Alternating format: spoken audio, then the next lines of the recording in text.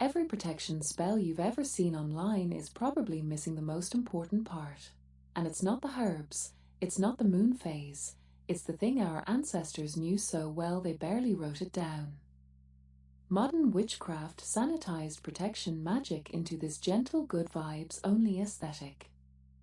Light your sage, set your intention, maybe whisper something about white light.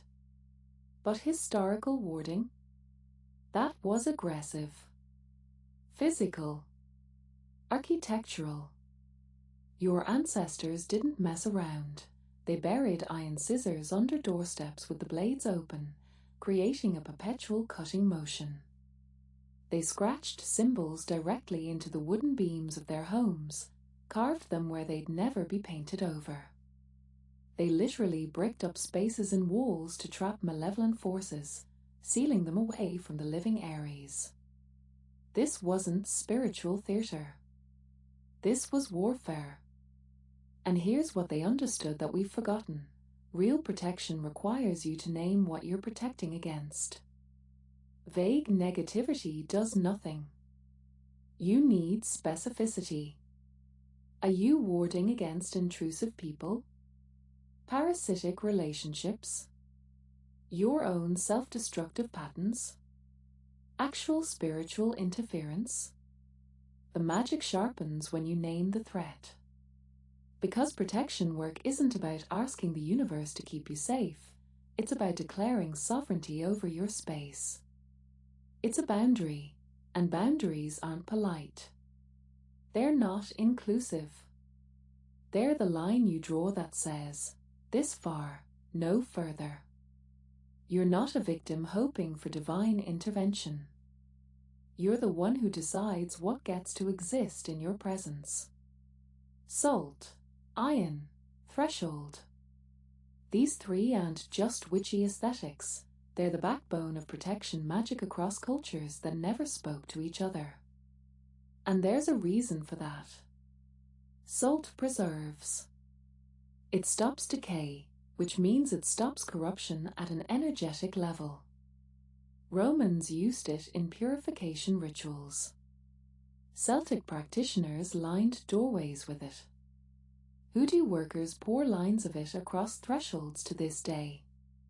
Every culture that had access to salt understood it creates a barrier that nothing unwanted crosses. You sprinkle it with intent, and something in the air actually shifts. Iron's different. Iron disrupts. And fairy folklore isn't cute woodland whimsy. Iron was hung over cribs because parents knew something about its properties repelled what shouldn't be near their children. There's a magnetic quality to iron that folklore recognized long before science had the language for it. It doesn't just symbolize protection. It enforces it. Then you've got thresholds, doorways, windows, the space between inside and outside. Liminal zones are inherently vulnerable, which makes them powerful. Chimneys got warded too, because anything that's a passage needs guarding. These aren't metaphors. When you deploy salt and iron at a threshold with actual intent, you feel the difference. It's not the same energy as setting out crystals and hoping for the best. This is old, practical magic that worked because it had to. Here's where most people mess up. They reach for the wrong tool. Banishing and binding aren't interchangeable. They are completely different mechanics, and if you use the wrong one, you're just spinning your wheels. Banishing is expulsion. It's get out. This energy, this person, this pattern, I want you gone from my sphere, and I want you to stay gone. Banishing is for things that don't belong anywhere near you. It's forceful. It's final. You burn something. You bury it far from home. You throw it across running water. The symbolism is distance, severance, no return. You're drawing a line and putting something on the other side of it permanently. Binding is different. Binding says, you're still here, but you can't act. You can't harm me. You can't reach me. It's restriction, not removal. You use binding when banishing isn't enough, when someone's too entangled in your life to fully expel, or when the harm is ongoing and needs to stop immediately. Binding is containment. Freezer spells. Not work. Jars sealed with black wax. Symbols of restraint. You're not making them disappear, you're making them powerless. But here's the thing both require: you have to mean it. Your conviction is the actual power source. The candles, the herbs, the words, they're just focusing your will. If you're wavering, if you're half committed, the spell is already broken before you even finish it. Protection magic doesn't work on autopilot. It works because you decided it would. Here's something you can actually do tonight. The witch bottle. This comes straight out of 17th century England, and they worked so well that people still dig them up under old hearthstones and thresholds, still sealed, still doing their job centuries later. The setup was simple. Glass bottle. Pins, nails, thorns, anything sharp. Then the personal part, urine. Sometimes blood. Sometimes both. You'd seal it up and bury it at the entrance to your home, or brick it into a wall where no one would find it. The logic is elegant. Malevolent magic gets drawn to your essence, the urine, the blood. It's a taglock, your energetic signature. So it enters the bottle looking for you. But once it's inside, the sharp objects trap it, turn it back on itself, destroy it. The bottle becomes a permanent dicker. A functional trap that works while you sleep. You can make a modern version right now. Small jar. Your own taglock. Hair, nail clippings, spit if you're squeamish, your own urine if you're not. Iron nails.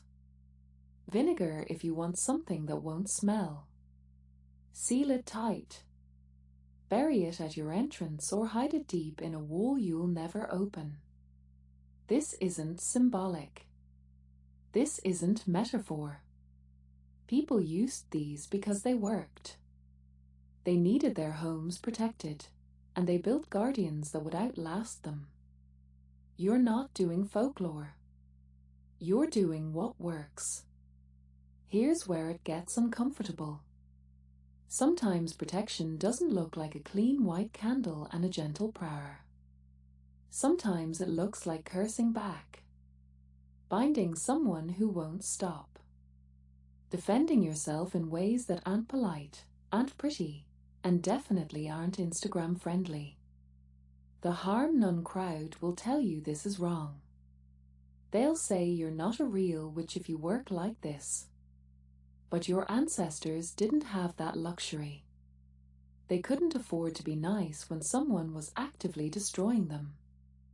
And neither do you when you're genuinely threatened. There's a difference, though, and you need to know it. Petty revenge because someone annoyed you? That's ego. That's you making karmic debt you'll have to settle later. But legitimate self-defense? When someone's coming for your livelihood, your safety, your peace? That's different. That's survival. Protection magic can absolutely include offensive measures. Return to sender spells that bounce the harm right back. Mirror boxes that reflect every bit of malice they sent. Binding their tongue so they can't speak lies against you anymore. These aren't cruel. They're boundaries with teeth. You're allowed to be the witch who doesn't just take it. Who doesn't smile and absorb and pretend it's fine. That's the whole point of learning this. Protection isn't passive. It never was. Here's what actually keeps you safe long-term: weekly threshold washing. Salt water or protection herb infusions. Hyssop, rue, rosemary steeped until the water goes dark. You wash your doorstep, your windowsills, the places where outside becomes inside. It's simple. It's repetitive. It works because you keep doing it. Once a month, walk your boundaries. Physically walk the perimeter of your space and check your wards. Symbols fade. Materials degrade. That bay leaf you tucked above the door 6 months ago is dust now. Refresh it. Reinforce the sigils. Redraw the lines. Protection isn't set it and forget it. It's maintenance. Learn your personal power days. Your moon phase, your day of the week, the planetary hours when your energy peaks. That's when you do the heavy protections, the big wards, the serious spell work.